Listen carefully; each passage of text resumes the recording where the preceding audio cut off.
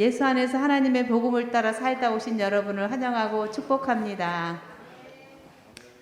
21년 2월 첫째 주 예배를 하나님 앞에 드리게 돼서 너무 감사합니다. 자, 십자가로 유턴 에세이 읽음으로 2월 7일 첫째 주 예배를 하나님 앞에 드리도록 하겠습니다. 시작. 십자가로 유턴. 주님은 십자가를 지심으로 죽음을 받아들이셨습니다. 자기 것을 모두 포기하셨고 자신이 움직이는 것도 다 버리셨습니다. 다른 사람들이 자기를 좋아하는 것도 다 멀리 하셨습니다. 보이는 것과 정욕적인 것, 이 세상의 영광에 대해서 죽으셨습니다.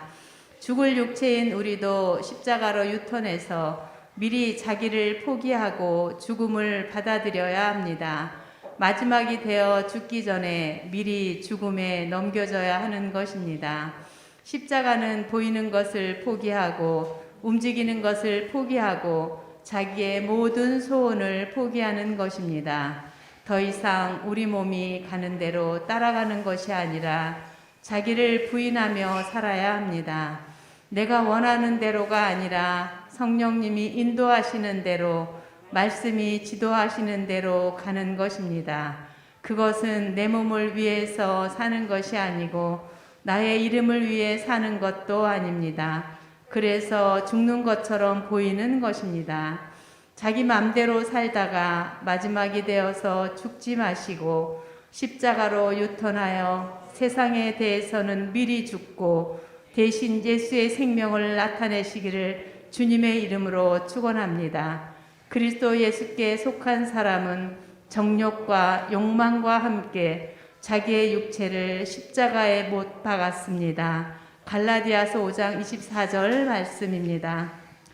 기도하겠습니다. 사랑이 많으신 아버지 하나님 고맙고 감사합니다. 우리 주님께서 우리를 대신해서 예수님을 십자가에 죽게 하심으로 우리가 하나님 이 자리에 있는 줄로 믿습니다. 십자가의 보혈에 의지하여 저희의 살아가는 저희들의 믿음을 우리 주님께서 보시고 하나님 다른 생각과 다른 마음을 가졌다면 십자가 앞으로 다시 유턴하는 믿음을 허락하여 주시옵기를 기도합니다.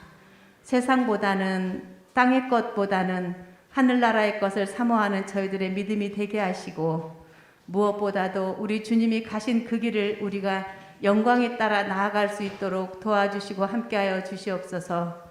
주님, 코로나19로 저희 모두 힘들지만 우리 주님께서 우리에게 특별히 은혜를 허락하셔서 이렇게 예배를 허락하셨으니 주님, 이 예배가 성령 충만한 마음이 될 수 있도록 도와주시고 우리 주님께서 성령의 마음으로 예배를 드릴 수 있도록 인도하여 주시옵소서.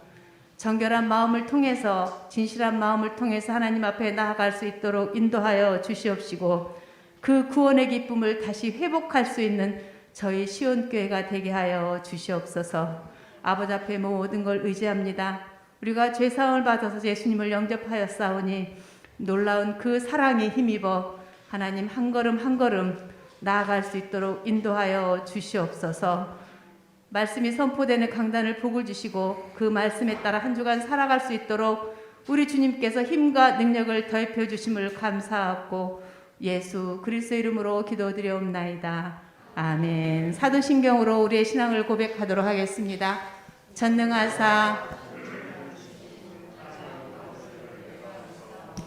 그 외아들 우리 주 예수 그리스도를 믿사오니 이는 성령으로 잉태하사 동정녀 마리아에게 나시고 본디오 빌라도에게 고난을 받으사 십자가에 못 박혀 죽으시고 장사한 지 사흘 만에 죽은 자 가운데서 다시 살아나시며 하늘에 오르사 전능하신 하나님 우편에 앉아 계시다가 저리로서 산자와 죽은 자를 심판하러 오시리라. 성령을 믿사오며 거룩한 공회와 성도가 서로 교통하는 것과 죄를 사하여 주시는 것과 몸이 다시 사는 것과 영원히 사는 것을 믿사옵나이다. 아멘.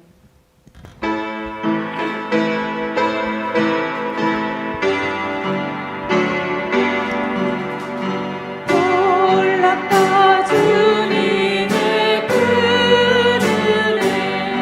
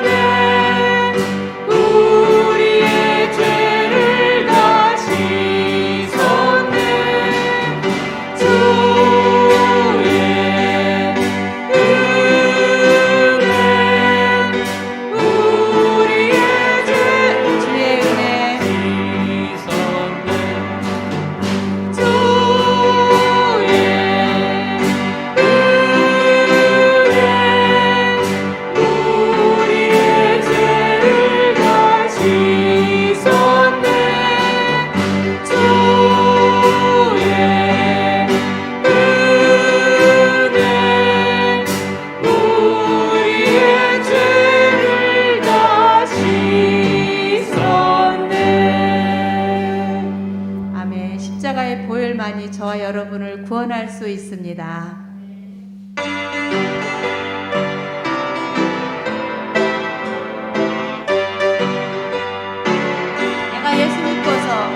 내가 예수 믿고서 예서함받아 나의 모든 것 다 변했네. 지금 나의 가는 길 전부 길이요 주의 피로 내 죄를 씻었네. 나의 모든 것 변하고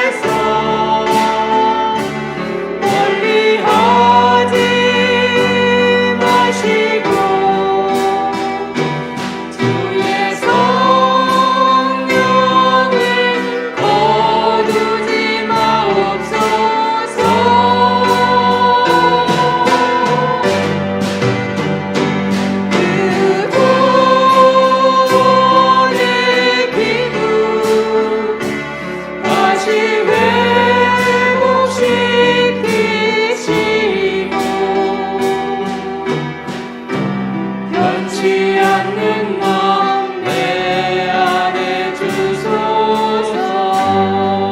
나를 주님 앞에서 나를 주님 앞에서 멀리하지 마시고 주의 성령을 거두지 마옵소서.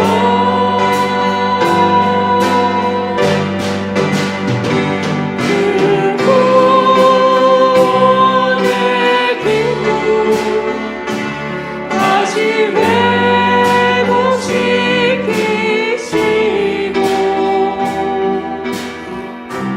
변치 않는 마음 내 안에 주소서. 나를 주님 앞에서 멀리하지 마시고 나를 주님 앞에서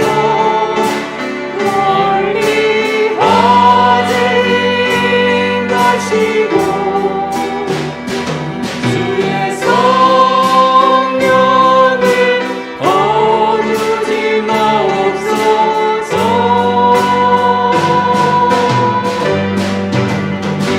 그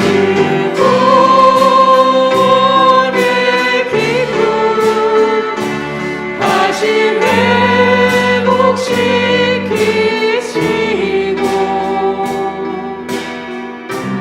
변치 않는 마음 내 안에 다시 한번 고백합니다. 나를 주님 앞에서 멀리하지 마시고 나를 주님 앞에서 멀리하지 마시고 아멘. 주의 성령을 거두지 마옵소서.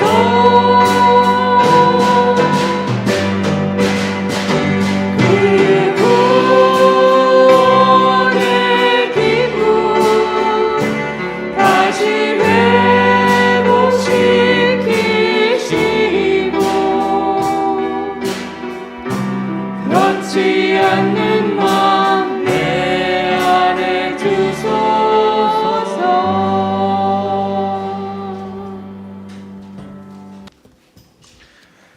우리 다 같이 일어나서 나는 예배자입니다. 찬양하겠습니다.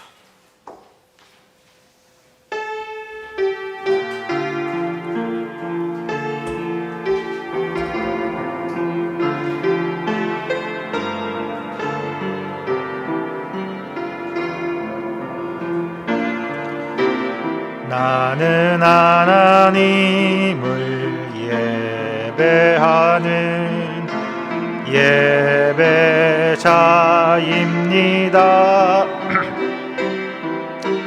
내가 서 있는 곳 어디서나 하나님을 예배합니다. 내 영혼 거룩한 은혜를 향하여 내 마음 완전한 하나님 향하여 이곳에서 바로 이 시간 하나님을 예배합니다.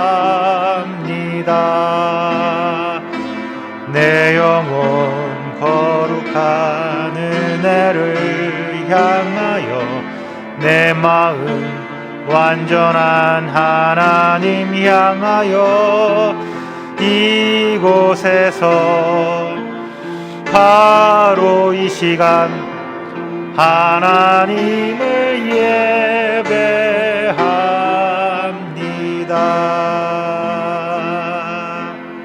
아멘. 기도하겠습니다. 은혜로우신 하나님 아버지, 새해의 첫 달을 무사히 보내게 하심을 감사합니다. 하나님의 백성들을 지시대의 눈동자처럼 지키시고 주의 날개 그늘 아래 품어 주셨다가 오늘도 저희들을 불러주셔서 감사로 예배를 드립니다. 오래 참으심으로 구원하셔서 하나님의 자녀가 되게 하시고 하나님의 나라를 사모하게 하심을 감사드립니다. 주의 구속 은혜에 감격하여 드리는 이 예배를 기쁨으로 받아 주시옵소서. 믿음이 주여 또 온전케 하시는 주님께서 우리를 믿음으로 더하여 주심을 하나님 경외하시고 하나님을 온전히 기쁘게 할 수 있는 복된 삶이 되게 하여 주시옵소서. 하나님 우리의 예배를 믿음 있는 아벨의 제사처럼 기쁘게 받아 주시옵고 이삭을 드린 아브라함의 믿음처럼 하나님을 가장 경외함으로써 드리는 예배가 되게 하여 주시옵소서. 구원함을 얻은 우리들의 세상과 구별되어 성실하게 하시고 세상에 유익을 끼치는 선교적 사명을 감당하되 하나님의 부르심의 소명을 따라 충성함으로 감당할 수 있는 믿음을 더하여 주시옵소서. 코로나로 지친 우리 국민 불쌍히 여겨주시고 경제와 정치가 안정된 나라가 되게 하여 주시길 기도드립니다. 우리 시온교회 지금까지 비대면 예배로 만나는 교제가 없었사오니 코로나로부터 해방되게 하여 주셔서 교제와 친교가 있는 우리 시온교회가 되게 하여 주시기를 바라며 기도드립니다. 내일 모레가 우리의 고유 명절입니다.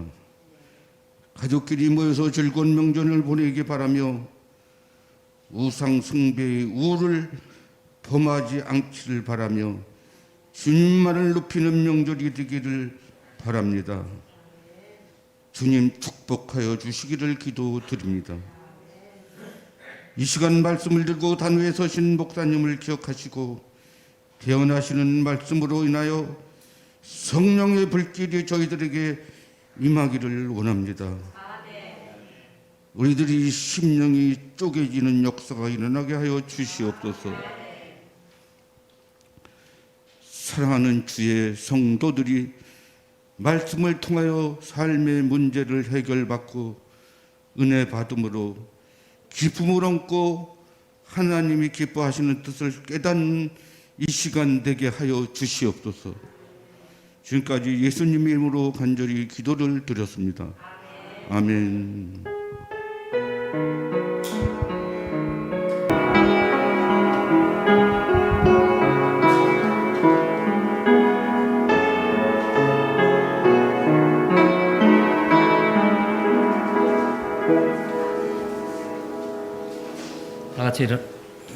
다 같이 일어나 하나님 말씀 봉독하겠습니다.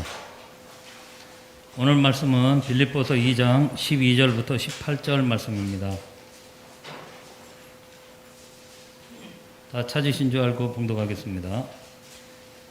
그러므로 사랑하는 여러분, 여러분이 언제나 순종한 것처럼 내가 함께 있을 때뿐만 아니라 지금과 같이 내가 없을 때에도 더욱더 순종하여서 두렵고 떨리는 마음으로 자기의 구원을 이루어 나가십시오.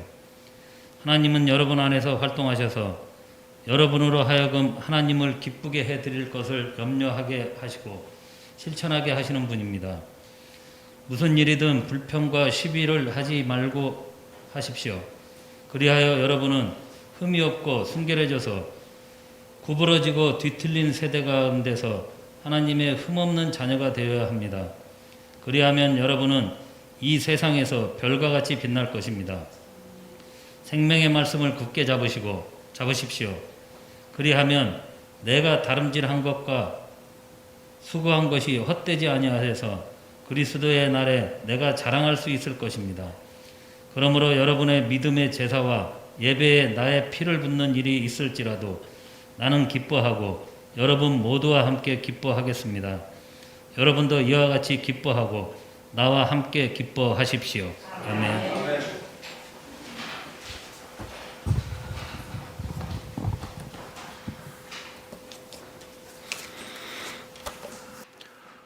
어느덧 2021년 2월이 시작됐습니다. 그리고 또 며칠만 지나면 우리 장로님 기도에 말씀드린 것처럼 설날 큰 명절이기도 하네요. 예년에는 또 새해 인사를 2번씩이나 한다 뭐 이런 농담도 하고 그랬었는데 올해는 여전히 참 조용하게 보내지고 있는 것 같습니다. 여전히 코로나로 인해서 조심스러운 매일이고요. 또 조심스럽게 거리두기와 또 마스크 착용 이런 걸 잘 지키며 오늘 이 예배도 안전한 예배가 되었으면 합니다. 그래도 이렇게 인사하면 좋겠습니다. 옆 사람 눈을 바라보고 너무너무 보고 싶었습니다. 너무너무 보고 싶었습니다. 이렇게 인사하면 좋겠습니다. 우리 이렇게 모여드리는 예배와 또 동시에 영상으로 예배가 중계됩니다. 가능한 교회에서 우리가 함께 예배드리면 좋겠지만 부득이하게 그렇게 드리지 못하는 분들은 있는 자리에서 예배를 드릴 수 있었으면 좋겠습니다. 오늘 저희 황주영 형제도 몸이 안 좋아서 집에서 영상으로 예배 드린다고 했는데 각자 자기의 환경들을 봐서 있는 자리에서 예배 드리면 좋겠지요. 성경 읽기 우리가 빌립보서 2번 반복해서 읽고 있습니다. 이번 주는 2장인데요. 앞으로 몇 주간 더 빌립보서를 설교하게 될 것 같습니다. 이번 기회에 저도 빌립보서를 다시 읽어가면서 빌립보서에 이런 말씀이 있었나? 이런 것들을 다시 한번 찾게 되거든요. 깊은 묵상의 시간이 되었으면 좋겠습니다. 지난 한 주간 2월 기도회 어려운 와중에서도 열심히 또 잘 진행해 주셔서 감사합니다. 참여해 주신 모든 분들께 감사드립니다. 12일 날 돌아오는 금요일이죠. 설날입니다. 세뱃돈 받는 날인데요. 다들 너무 긴장하셔서 세뱃돈 받는 날인데요. 이번에는 세뱃돈 받기도 어렵고 드리기도 어려울 것 같은 얘기가 드네요. 4명 이상 가족들도 모이지 말라 그래서 일단 저희 집은 아무 데도 못 갑니다. 저희 가족은 기본 5명이라 어느 집에 가서 합쳐줘도 다 4인이 넘기 때문에 아무 데도 갈 수가 없습니다. 감사한 건지 안타까운 건지 그렇습니다. 그래도 우리가 설날 가족들 모여 예배 드릴 때 사용하시라고 예배 순서지를 만들어서 뒤에 비치했습니다. 잊지 마시고 혹여 가족끼리 설날에 예배 드려야 한다면 활용해 주시면 좋겠습니다. 아까 우리 장로님 말씀하신 것처럼 우상 숭배의 폐해도 좀 벗어날 수 있었으면 좋겠지요. 네, 기도하겠습니다. 우리 삶의 주인이신 주님, 우리에게 매일의 삶을 허락하시고 지키시며 이끌어 주시는 주님의 은혜에 감사하며 이 시간 우리는 주님을 예배합니다. 똑같이 반복되는 매일이지만 그런 날들을 특별한 사건이나 사고 없이 살아갈 수 있다는 것 또한 주님의 은혜임을 고백합니다. 행복한 가정이 있고 일할 수 있는 직장이 있고 또 일터가 있다는 그런 여건이 허락되는 것만으로도 그것이 주님의 은혜이고 감사의 제목임도 고백합니다. 인간의 마음으로 세상의 생각으로 더 많은 것, 더 좋은 것을 소유하고 싶고 바라기도 하지만 그리 아니하실지라도 주님을 향한 믿음을 더 굳건하게 세워가기를 이 시간 간절히 소망합니다. 주님을 향한 예배 속에서 주님을 깊이 만나고 알아가는 시간 되게 하옵소서. 말씀 가운데 역사하시는 주님을 깊이 경험하게 하옵소서. 예수님의 이름으로 기도합니다. 아멘.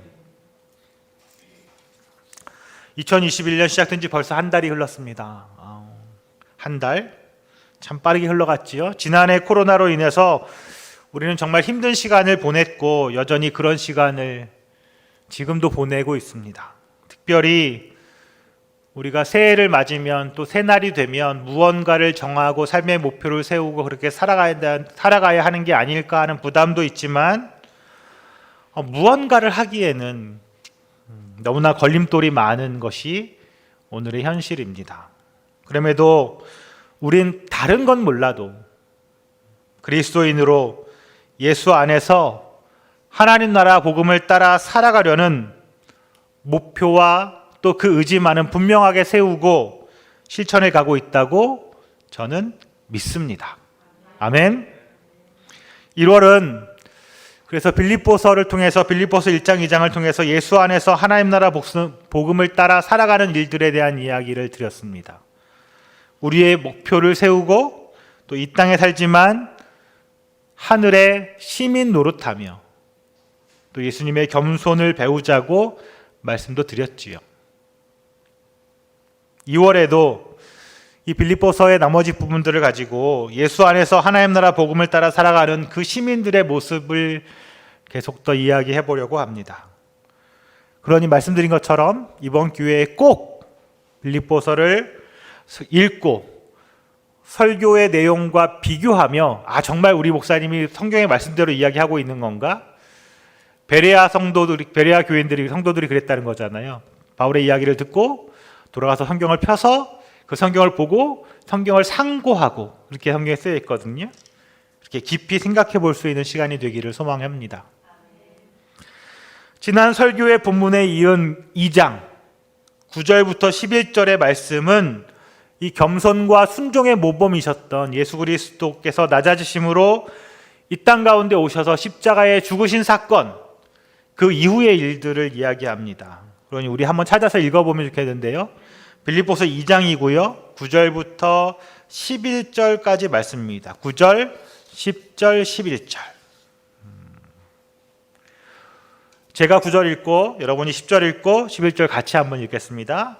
9절, 그러므로 하나님께서 그를 지극히 높으시고 모든 이름 위에 뛰어난 이름을 그에게 주셨습니다.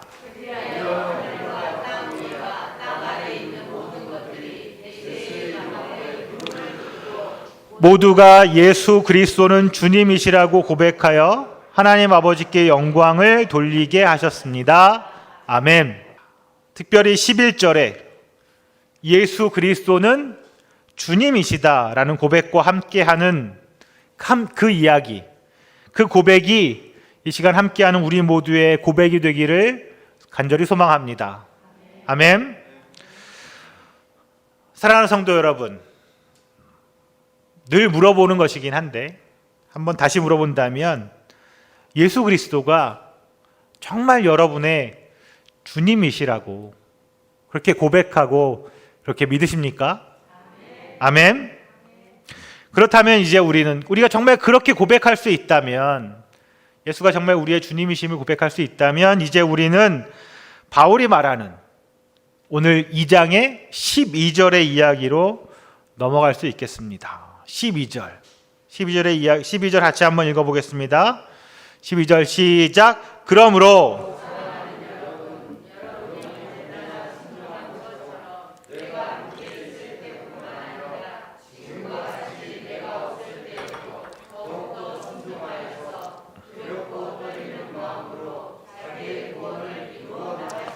아멘. 자, 처음에 그러므로 이렇게 하잖아요.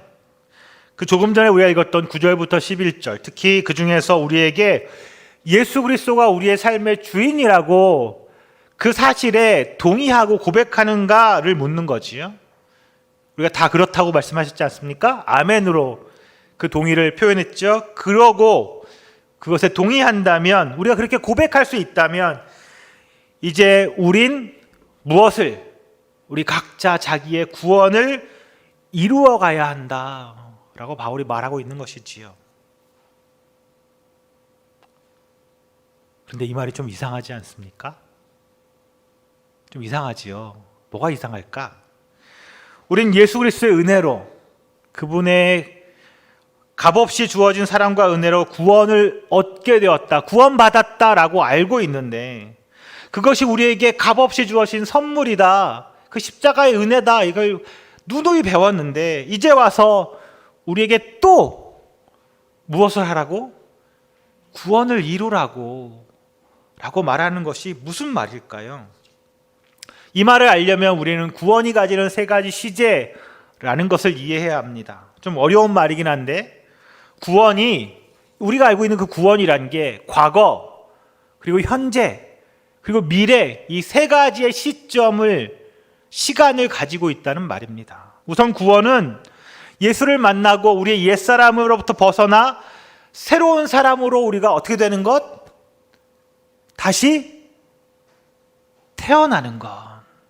옛사람은 죽고 무엇으로? 새 사람으로 새 옷을 입고 다시 태어나는 것. 그래서 구원은 다른 말로 뭐라고 해요? 거듭남이라고 한다는 거였죠. 거듭남. 구속의 은혜를 통해서 죄된 옛사람을 버리고 새로운 사람이 되는 것입니다. 그러나 그 한 번의 사건, 그것으로 끝이 아니라는 것이지요. 그 다음 구원은 자라가는 과정이 필요합니다. 새 사람, 하나님의 자녀로 우리가 날마다 자라가는 과정이 필요하지요. 그걸 조금 어려운 말로 성화라고 합니다. 성화. 그리고 그것이 모두 끝나면, 그 자라가는 과정이 다 끝나면 언제? 예수님 다시 오시는 날에, 주님 다시 오시는 그날에 우린 구원의 완성을 맞이하게 되는 것이지요. 영화로운 단계가 되는 것입니다. 구원, 성화, 영화, 이런 단계가 있다는 거지요. 이렇게 구원은 과거의 구원, 우리가 얻었던 구원, 그 거듭남의 사건, 그리고 현재의 구원은 우리가 성화되어 가지고 구원을 이루어가는 과정, 그리고 미래의 구원의 완성되는 때를 보게 된다는 거지요. 자, 설명드렸지만 제가 최대한 쉽게 설명드린다고 했는데 사실 좀 어렵지요. 이것은 군인 이야기를 생각해 보면, 제가 예전에도 말씀드렸던 건데, 군인 이야기를 생각해 보면 조금 더 이해가 할 수 있습니다. 한 청년이 훈련소에 입소합니다. 그죠? 저도 훈련소 갔다 왔어요. 훈련소에 입소합니다. 앞에서 어머니 아버지랑 빠이빠이 하고 훈련소 문을 딱 들어가면 이게 저쪽 위에, 저는 짧은 데를 가서 저희 사단에서 훈련 받았는데, 가면 논산도 마찬가지 같아요. 이렇게 쫙 들어가면 건물들이 있잖아요. 건물 이제 뒤로 싹 가잖아요. 앞에 갈 때까지 부모님하고 막 손 흔들고 잘 다녀오세요 막 이렇게 한다던데, 딱 돌아서는 순간 갑자기 분위기가 험악해져요. 부모가 안 보이는 순간 육두문자가 나오면서 옆에 있던 조교들이 딱 눈을 깔면서 말을 하기 시작하지요. 뭐라고? 그 순간부터 뭐가 되는 거예요? 이제 군인의 이야기가 시작되는 겁니다. 군대에서는 청년을 장정이라고 불러요. 장정. 군인 되기 전 장정, 또 민간인 이렇게 부르잖아요. 훈련소에 입소한 첫날 이제 그 예전 민간인의 옷을 다 벗어버리고 군복으로 다 갈아입습니다. 그리고 집에 그 옷을 보내게 되지요. 아직 훈련생이지만 분명히 옷을 갈아입는 그 순간부터 뭐가 돼요? 군인이 되는 거지. 그렇다고 아직 훈련소에 있는 그 군인을 누구도 완전한 대단한 좋은 훌륭한 군인이라고 말하진 않습니다.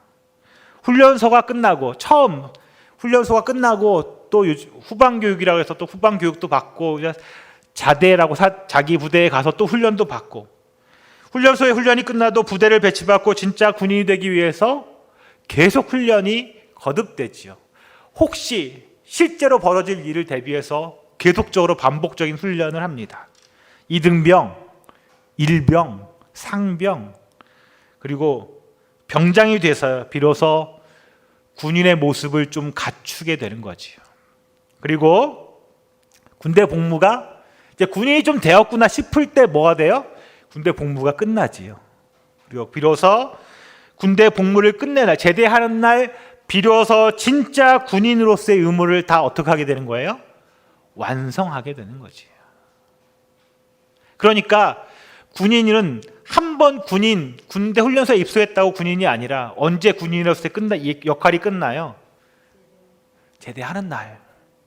우리 구원도, 군인이 되는 것도 이렇게 한순간에 끝난 것이 아닌 것처럼 우리의 구원이라는 것도 단 한 번의 사건으로 한순간의 일로 끝나는 것이 아니라는 거지요.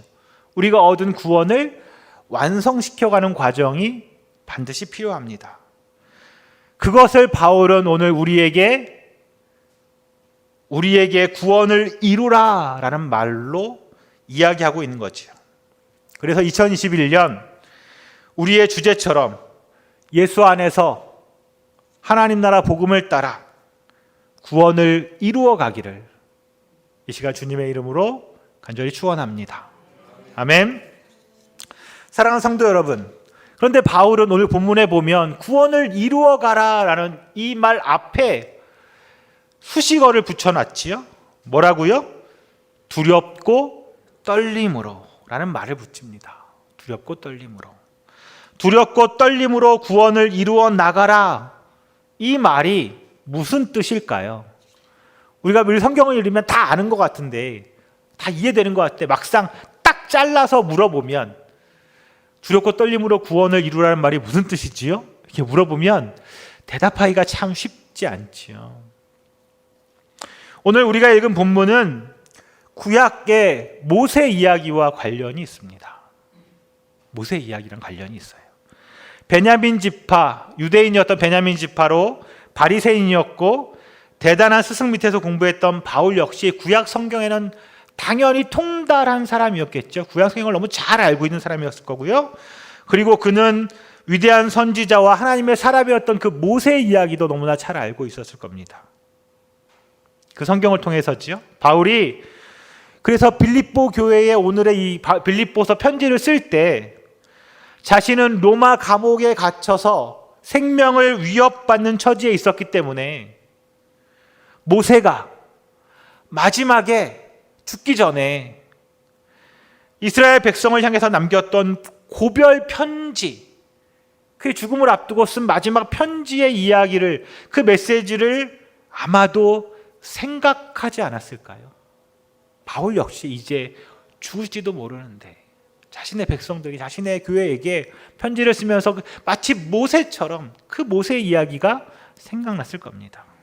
신명기 31장 27절에서 모세는 레위 사람들에게 이렇게 말하지요. 내가 당신들의 반항심과 센 고집을 알고 있어.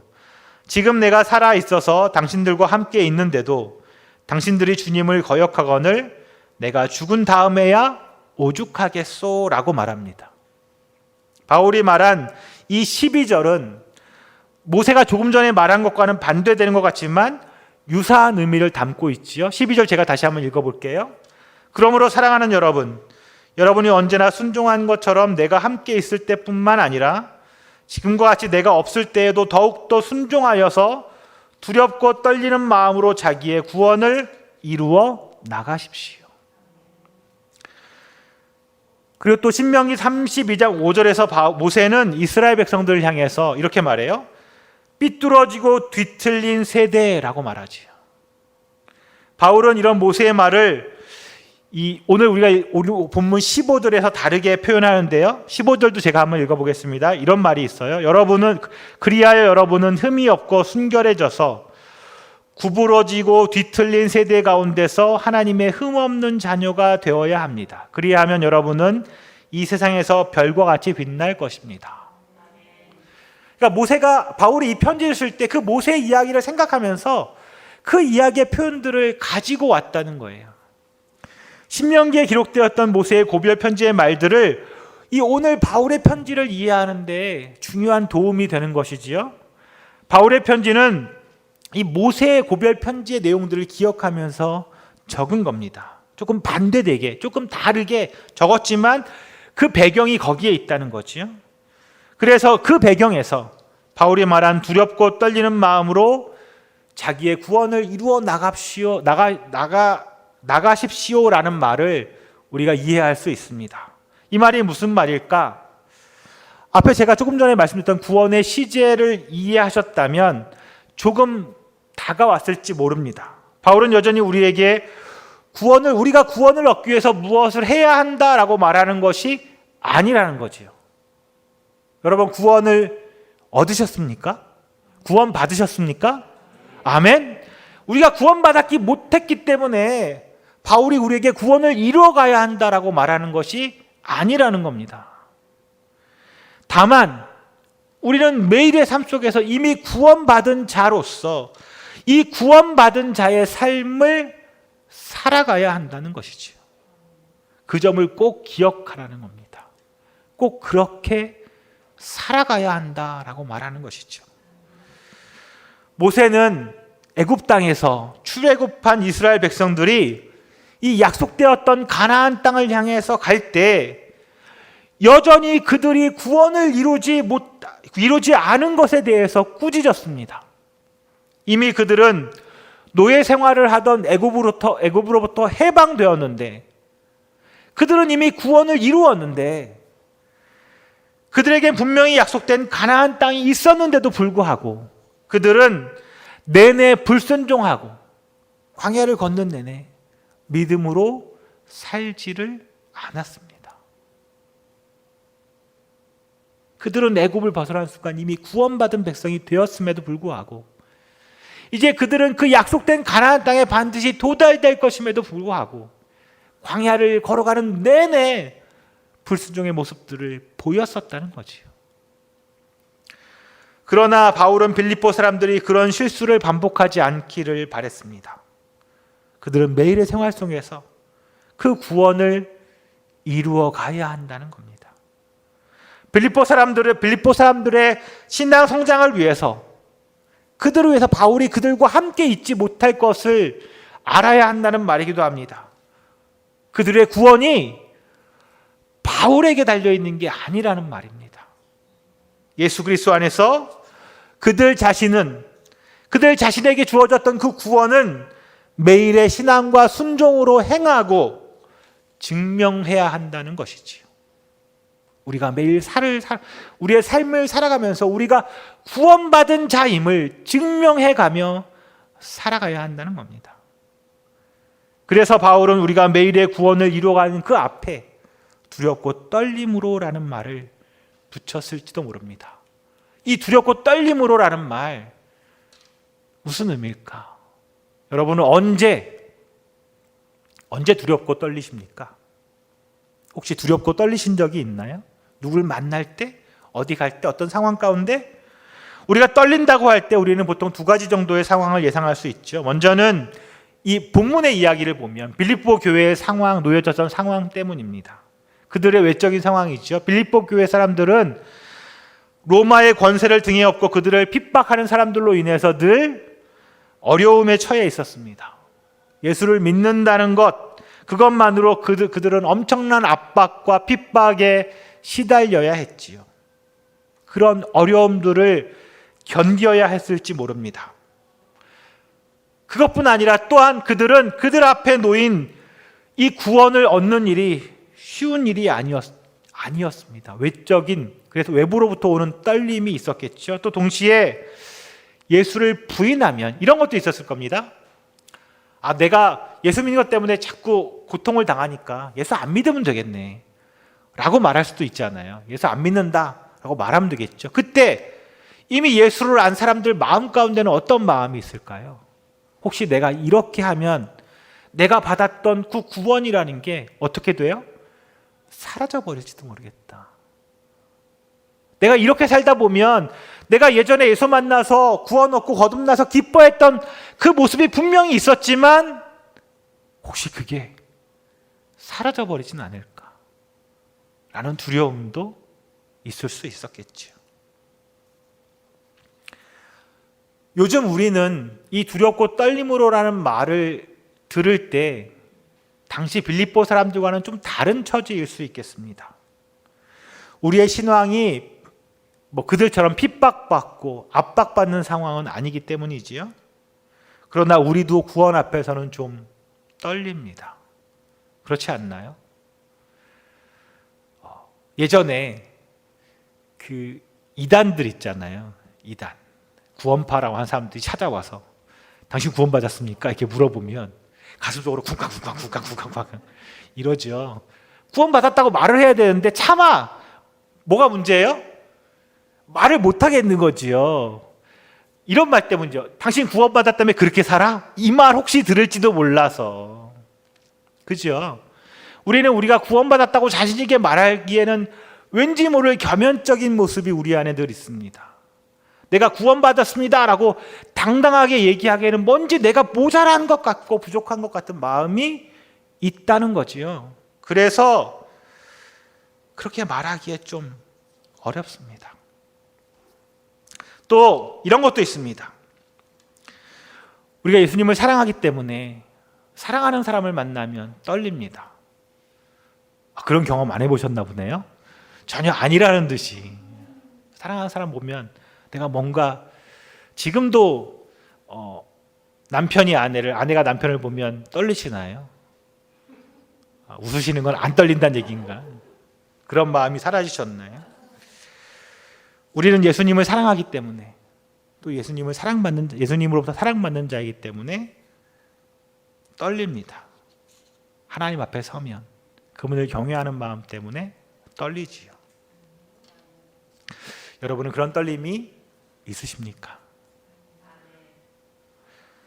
조금 다른 얘기긴 합니다만 요즘 저희 집 아이들이 아까 오시면서 보셨죠? 부쩍 자랐습니다. 그죠? 많이 자랐어요. 이제 9살 됐습니다. 2학년.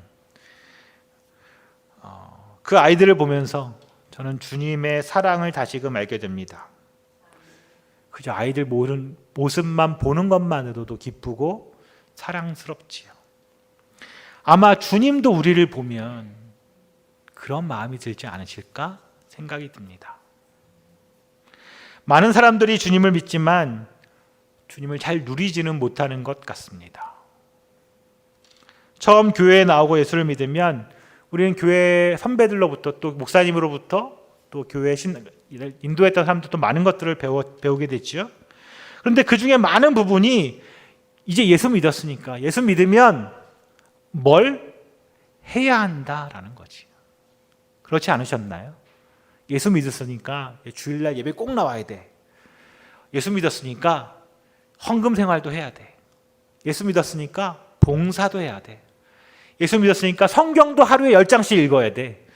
예수 믿었으니까 하루에 최소한 1시간씩은 기도해야 돼. 이런 이야기를 늘 듣게 됩니다. 예수 믿었으니까, 예수 믿는 사람이라면 이제 주님을 위해서 무언가를 해야 한다는 것을 듣게 되었지요. 하나님을 섬기는 것만 강조한 나머지 하나님이 우리 때문에 기뻐하시는 것에 대한 것들은 놓치는 것 같습니다. 부모님의 은혜, 그 말과 반대로 자식의 은혜라는 말이 있더라고요. 자식의 은혜. 자식이 있기 때문에 부모가 기뻐하는 것, 그것을 일컫는 말이겠지요. 또 부부에도 마찬가지입니다. 그리스도가 교회를 사랑하는 것처럼 남편이 아내를 사랑해야 한다는 말도 있다는 거지요. 그렇듯 우리는 하나님을 조금 더 알아가면 좋겠습니다. 제가 정말 안타까운 건 그런 거지요.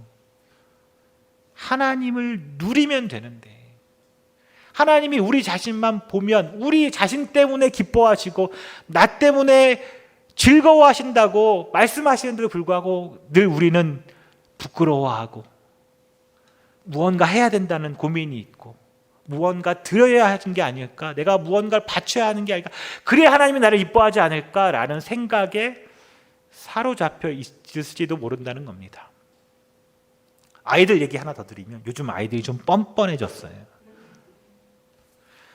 지난번에 아이가 와서 아빠 사탕 사줘, 아이스크림 사줘 이러는 거예요. 그래서 내가 이랬죠. 내가 왜 사줘야 되냐? 내가 너에게 그걸 왜 사줘야 되냐? 대답이 뭔지 아세요? 아빠니까. 우리도 하나님한테 좀 그렇게 뻔뻔해지면 좋겠습니다. 내가 뭔가를 해서 받는 건 일이잖아요. 일. 그죠? 대가를 받는 거죠. 하나님과 우리의 관계는 대가를 주고받는 관계가 아닙니다. 여러분, 하나님을 뭐라고 부르세요? 하나님 아버지라고 부르시죠. 하나님 우리의 아빠 되십니다. 우리가 그 하나님 아빠를 좀 누리며 살 수 있었으면 좋겠습니다. 하나님을 좀 알아가야 합니다. 그분의 사랑에 대해서 눈떠가는 과정이 필요합니다. 그걸 모르면 우리가 하나님마저도 우상처럼 섬기게 되는 거지요. 하나님부터 사랑을 받기 위해서 우리가 무언가를 먼저 해야 하는 부담을 갖게 되는 겁니다. 내가 헌신해야, 내가 봉사해야, 내가 하나님께 뭘 드려야 하나님도 나에게 뭔가를 주겠구나, 뭔가를 기뻐하겠구나라는 겁니다. 하나님께 무언가를 바쳐야 한다, 하나님께 무언가를 해야 한다는 부담감에 시달린다는 거지요. 그런 마음으로 헌금도 봉사도 예배 생활도 하도록 강요받습니다. 우리 하나님은 그런 분이 아니십니다. 하나님은 우리와 무슨 거래를 하기 위해서 우리를 부르신 분이 아닙니다. 하나님은 우리를 데려다가 일시키기 위해서 무언가 하나님의 하는 일을 써먹기 위해서 우리를 택하신 분이 아니라는 겁니다. 하나님은 우리의 존재 자체, 나 황주원이라는 그 존재 자체를 기뻐하시는 분이시지요. 나의 존재 자체를 즐거워하는 분이십니다. 우리 자신이 바로 하나님의 기쁨입니다. 아멘. 문제는 제가 말씀드렸던 것처럼 나를 보고 하나님이 기뻐하신다는 것을 이야기하기가 여전히 부끄럽고 겸연쩍다는 거지요. 그때 어른들이 이런 말 하시더라고요. 자식이 아직 철이 덜 들어서 그렇다. 철이 덜 들어서. 우리가 아직 부모님의 마음을 잘 모르는 거지요. 그러나 분명한 건 우린 하나님이 기뻐하시는 자녀입니다. 그 사실을 꼭 기억해 주시기를 바랍니다. 자, 다시 두렵고 떨림으로 돌아가서 우리가 두려움과 떨림으로 구원을 이루어 가야 하는 것은 하나님이 믿을만 하지 않거나 혹은 불확실한 것이기 때문이 아니라 우리가 하나님의 백성으로 가진 책임에 대한 두려움과 경외함을 알기 때문입니다. 이스라엘이 애굽에서 해방되어 하나님의 약속의 소유자가 된 것이 두렵고 떨리는 책임이듯이 오늘 우리 교회가 구원의 약속을 받고 그 완성을 믿으며 이 세상에서 하나님 나라 복음을 따라 구원을 이루어가는 나로 살아가는 것, 그 책임, 그것이 오늘 우리가 두렵고 떨리는 마음이라는 것이지요. 그렇다고 구원을 이루어가는 것을 포기하라는 것이 아닙니다. 복음은 우리 스스로 얻어야만 했던 옛 두려움과 공포에서 우리를 구원했습니다. 또 동시에 복음은 믿음과 순종으로 우리의 구원을 이루어가는 그 새로운 두려움 안으로 우리를 부르는 것이지요. 사랑하는 성도 여러분, 믿고 순종하십시오. 아멘. 하나님께서 우리의 의지를 그분의 의지로 빚어가시고 우리를 통해 주님의 일을 완성하시기 위해서 우리 안에서 반드시 역사하실 것입니다. 13절의 말씀인 하나님은 여러분 안에서 활동하셔서 여러분으로 하여금 하나님을 기쁘게 해드릴 것을 염원하게 하시고 실천하게 하시는 분입니다 라는 말은 이 말처럼 하나님께서 이 세상에서 그의 구원하시는 목적, 그 기쁘신 뜻을 우리가 행하게 하시려고 우리에게 뭐 하시는 분이요? 힘 주시는 분이라는 겁니다. 그러니 그분을 의지하고 믿고 순종하는 것이 우리의 모습이면 됩니다.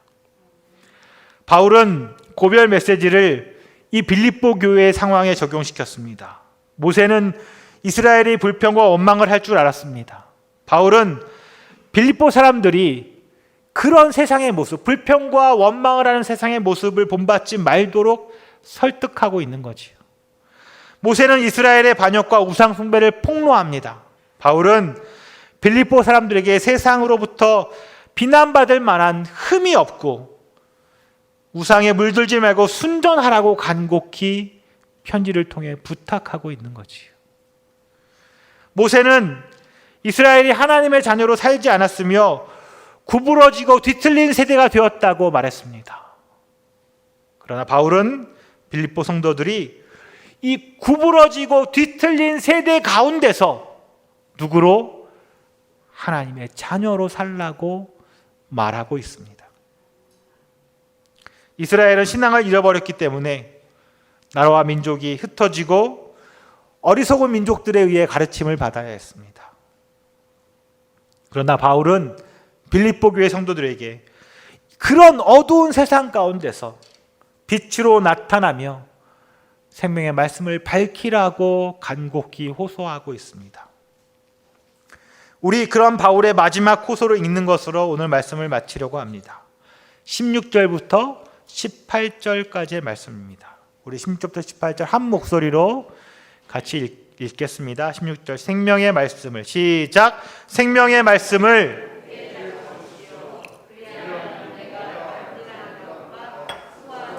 헛되지 아니하여서 그리스도의 날에 내가 자랑할 수 있을 것입니다. 그리고 여러분의 믿음의 제사와 예배에 나의 피를 붓는 일이 있더라도 나는 기뻐하고 여러분 모두와 함께 기뻐하겠습니다. 여러분도 이와 같이 기뻐하고 나와 함께 기뻐하십시오. 아멘.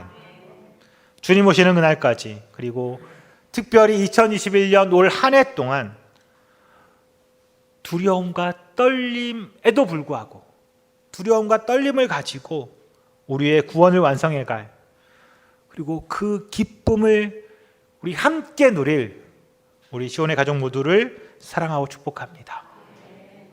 우리 나누어드린 낙보 주 오셔서 죽으시고 그 하나님 나라 복음의 노래 찬양하고 우리 같이 기도하겠습니다.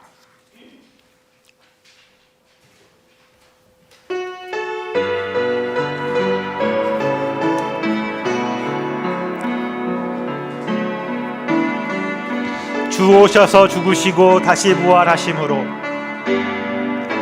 주 오셔서 죽으시고 다시 부활하심으로 이미 임한 하나님 나라, 하나님 나라. 주님 다시 오실 때, 주님 다시 오실 때 회복되고 완성되어 영원까지 이어질 나라, 하나님 나라. 우린 그 나라에 속한 사람들, 그 나라에 속한 사람들, 이 세상 속에 살고 있지만 우린 그 나라의 증인된 자들, 전혀 다른 삶을 살아가네. 우린 그 나라에 속한 사람들,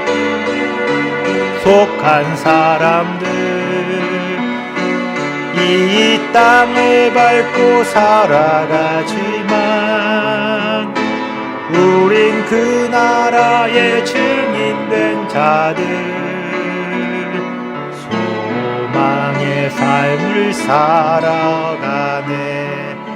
아멘. 우리 이 시간에 같이 기도하면 좋겠습니다. 이렇게 기도하면 좋겠어요. 특별히 바울이 말했던 두려움과 떨림으로 우리의 구원을 이루어가라, 그 말을 마음에 깊이 묵상하면서 오늘 우리가 살아가는 삶의 모습들을 그 자리에 비추어 보고, 혹여 우리가 정말 구원받은 자의 모습에 합당하게 살아가고 있지는 않은가, 그렇게 못하진 않은가, 하나님 앞에 그 마음을 내려놓고, 말씀드렸죠? 우리가 살아가는 그 자리에 그 모습조차도 하나님께서 우리를 이끌어 가신다고 약속하셨습니다. 하나님, 내 마음을 붙드시고 내 손을 붙드시고 내 인생을 붙드시고 나의 삶을 붙드셔서 내가 그 구원을 이루어가는 자로 오늘을 살아가도록 주님 이끌어달라고 우리의 마음을 주 앞에 드리며 우리 같이 기도하겠습니다. 하나님 아버지, 주여, 우리가 정말 여전히 주님을 믿는다고 말했고 주님이 우리의 구주라고 이야기하지만 어쩌면 내가 내 인생의 주인이라고, 내가 새 삶의 주인이라고 말하며 오늘까지 살아왔는지 모릅니다. 하나님, 아직 철이 들들어서, 아직 부족하여서, 아직 그런 자녀의 모습을 가지고 있다면 하나님 기도하오니 오늘 이 시간 조금 더, 한 걸음 더 주 앞으로 나아가는 자 되게 하시고 조금 더 깨달음을 얻고 하나님을 누리며 살아가는 자가 되게 하여 주시옵소서. 여전히 우리 안에 두렵고 떨리는 마음을 가지고 오늘 우리의 구원을 이루어가는 우리 시온의 가족들 되게 하여 주시옵소서. 하나님, 우리의 손을 붙드시고 우리의 마음을 붙드셔서 지켜주시옵소서. 우리 시온의 가족들, 시온의 성도들, 우리 한 사람 한 사람의 마음들을 주님 아시오. 그들의 인생을 책임져 주시고 주님이 예비하신 그것 따라 그 길을 뚜벅뚜벅 걸어가는 우리 모두가 되게 하여 주시옵소서. 하나님 감사합니다. 주님 이끌어 주시옵소서.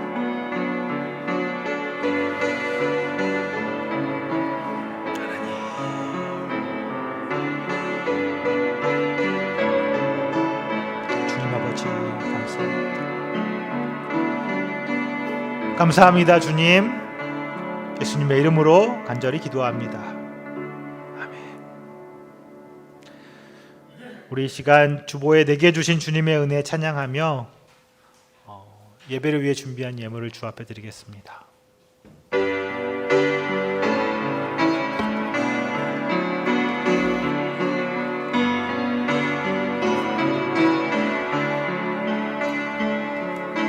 내게 주신 주님의 은혜 감사하며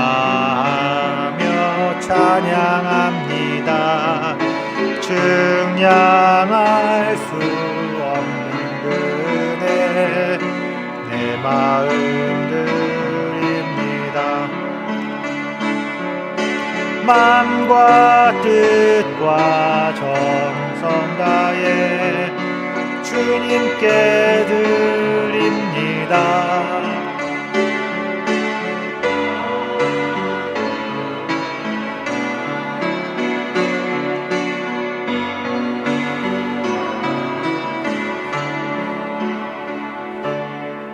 아멘. 이 예물 위해 기도하겠습니다. 예수 그리스도가 우리의 주님이심을 고백합니다. 우리의 구원을 위해 기꺼이 자신의 목숨을 희생하신 주님의 사랑에 또한 감사를 드립니다. 그런 은혜가 값없이 주어진 선물이라는 사실에 또한 감격합니다. 그것이 복음이고 그것이 기쁜 소식이고 이제 주님께서 이루어진 그 구원이 나에게 주어졌다는 사실도 믿습니다. 메시아로 이 땅에 오신 예수님을 믿습니다. 그래서 우리 모두는 예수님을 알아가고 사랑하고 삶으로 그 믿음을 증명하는 자이기를 소망합니다. 매일의 삶에서 두렵고 떨림으로 우리의 구원을 이루어가는 자이기를 기도합니다. 이제 예수님을 더 알아가기 위해서 힘쓰겠다고 결단도 해봅니다. 우리의 환경을 주관하시고 여시는 주님께 그 우리가 나아가는 발걸음이 멈추지 않도록 주여 우리를 도와주옵소서. 우리 안에 심겨진 믿음이 정말 풍성한 열매를 맺을 때까지 주님 지켜주옵소서. 주님을 향한 예배에 감격하며 정성으로 예물을 드립니다. 주님 기뻐 받으시고 앞으로 더욱더 기쁨과 감사로 예물 드릴 수 있도록 우리 모두의 환경과 여건을 열어주옵소서. 이 시간 우리 시온교회의 성도 한 사람 한 사람을 축복하여 주옵소서. 우리가 일하는 우리의 가정과 우리가 일하는 회사와 운영하는 모든 사업장 위에도 주님의 풍성한 은혜를 넘치도록 부어 주옵소서. 예수님의 이름으로 기도합니다. 아멘. 우리 다 같이 일어나서 주기도문 찬양하고 축도함으로 예배를 마치겠습니다.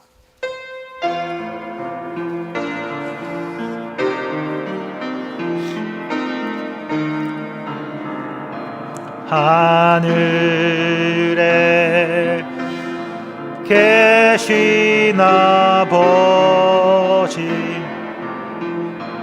이름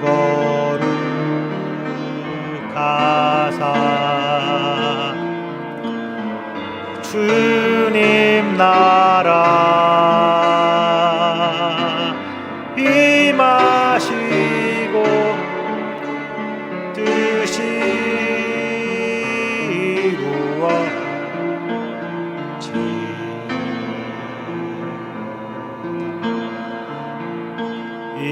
일용할 양식 주시고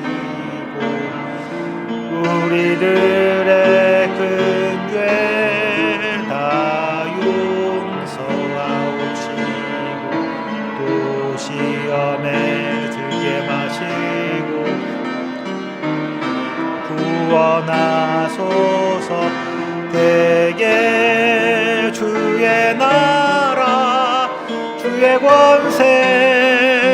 주의 영광 영원히 아멘.